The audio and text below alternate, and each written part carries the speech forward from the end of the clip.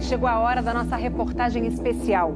Há 30 anos, objetos voadores não identificados foram perseguidos por aviões caça da Força Aérea Brasileira nas áreas de São Paulo e do Rio de Janeiro. Você vai conhecer agora gravações inéditas desse episódio, que ficou conhecido como a Noite Oficial dos OVNIs. Foi assim que o Fantástico deu a notícia.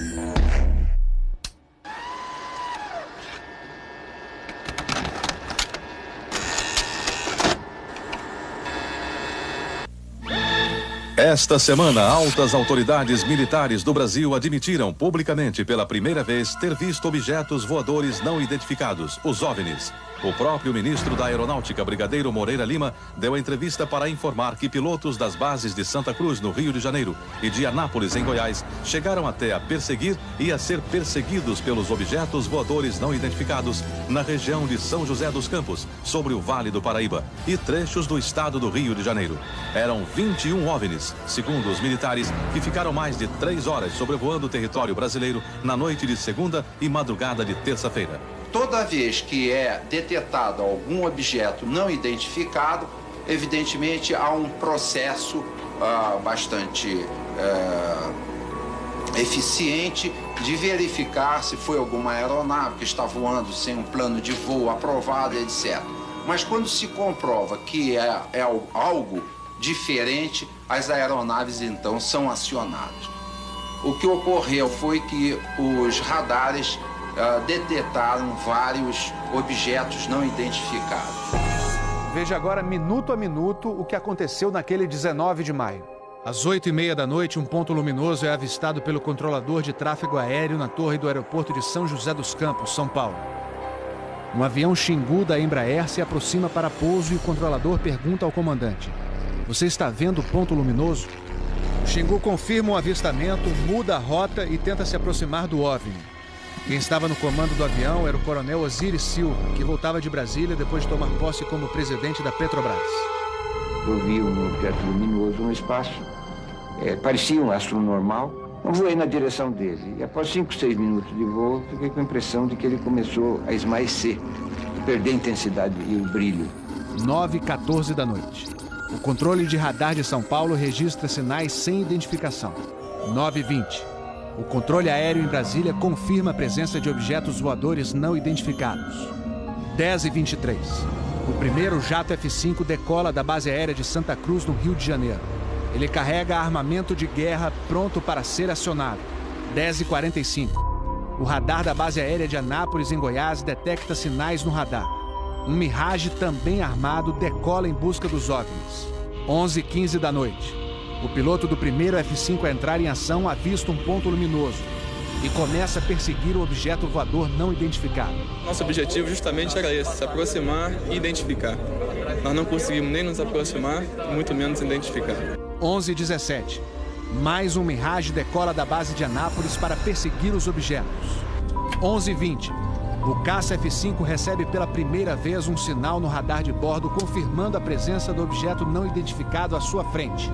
11h36. O terceiro Mirage sai da base de Anápolis, mas não consegue contato visual com os OVNIs. Naquela noite, 5 jatos da Força Aérea foram acionados e retornaram sem conseguir se aproximar dos objetos. Os radares do Sindacta em Brasília registraram um total de 21 sinais desconhecidos no céu do Brasil.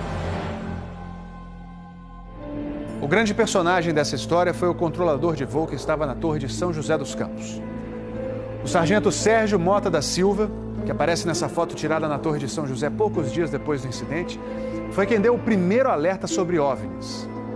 30 anos depois, Sérgio, que hoje é controlador de voo civil, deu a primeira entrevista para uma TV.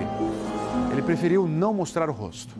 Tem alguma coisa aqui no setor noroeste de São José? Um farolzinho por lá? Eu estou olhando bem, o bicho está parado. Nem sobe, nem desce, nem vai para a esquerda, nem para a direita. Está paradinho lá. Estou olhando, não é estrela não farol.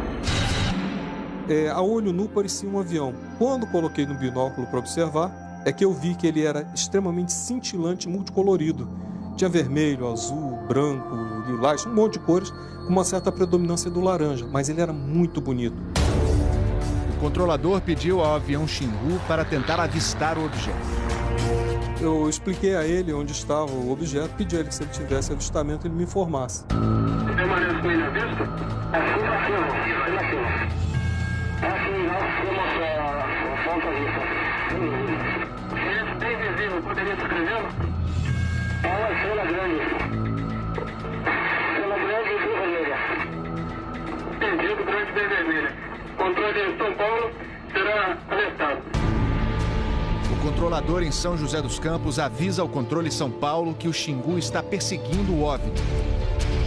Positivo. Ele está perseguindo o troço. Está perseguindo o troço? Está indo atrás. Sério, está indo. Controle. Está vendo?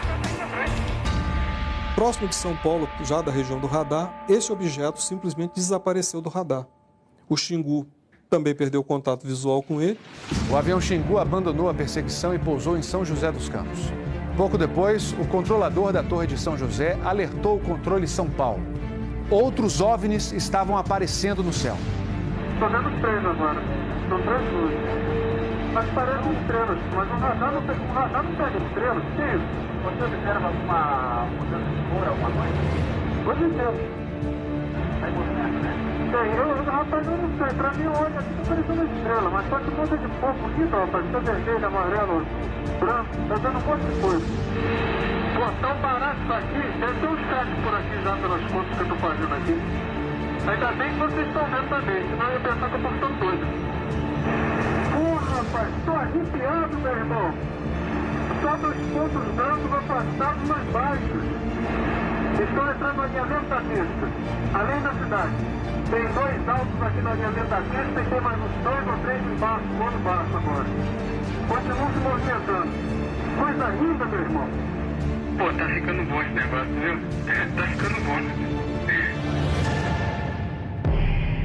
O controlador Sérgio Mota da Silva faz uma revelação surpreendente.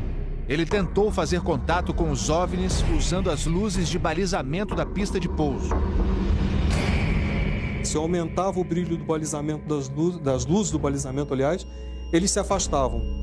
E se eu diminuía a intensidade das luzes do balizamento, eles se aproximavam. Pareciam responder de modo inteligente aos sinais que eu fazia com as luzes da pista de pouso e decolagem. O controlador Sérgio fala com o controle aéreo em Brasília. Fala, Brasília. Brasília? Boa noite, bem-vindo ao Festival dos Discos Voadores. Tá uma loucura isso aqui, cara.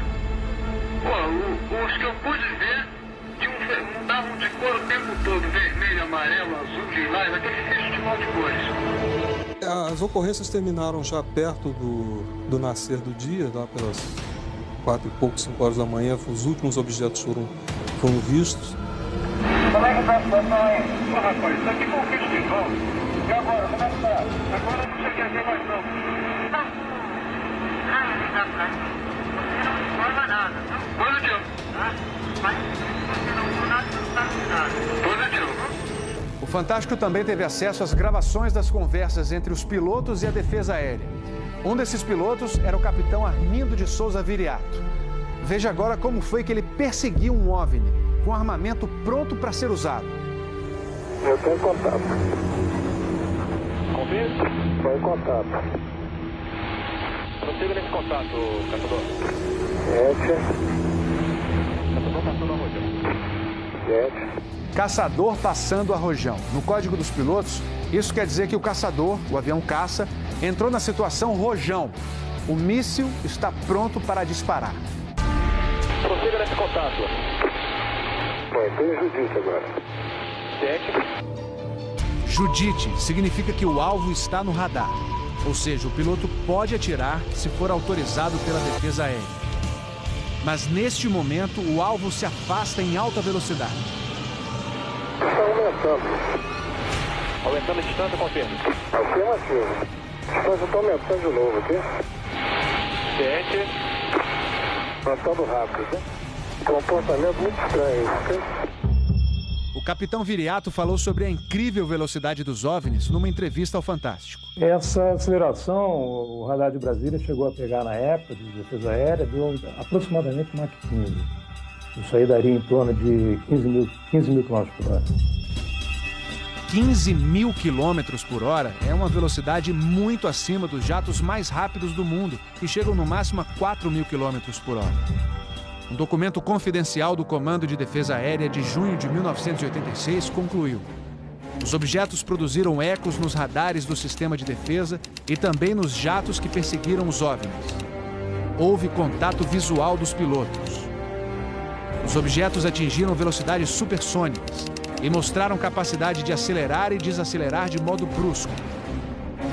E a principal conclusão do relatório: os fenômenos são sólidos e refletem inteligência, pela capacidade de acompanhar e manter distância dos observadores, como também voar informação. Não foi possível identificar a origem dos objetos. Foram esses dois ufólogos, pesquisadores de OVNIs, que conseguiram no Arquivo Nacional em Brasília a liberação gratuita dessas gravações. O fenômeno OVNI é real, existe, e o governo sabe disso, as Forças Armadas sabem disso. Essa documentação sendo exposta para o público permite que as pessoas entendam que isso não é brincadeira. Não tem como a gente falar que seriam naves extraterrestres, né? Eram objetos voadores não identificados. Não podemos dar qual a procedência deles, qual a origem. É alguma coisa inexplicável do nosso ponto de vista tecnológico à época e mesmo ainda hoje.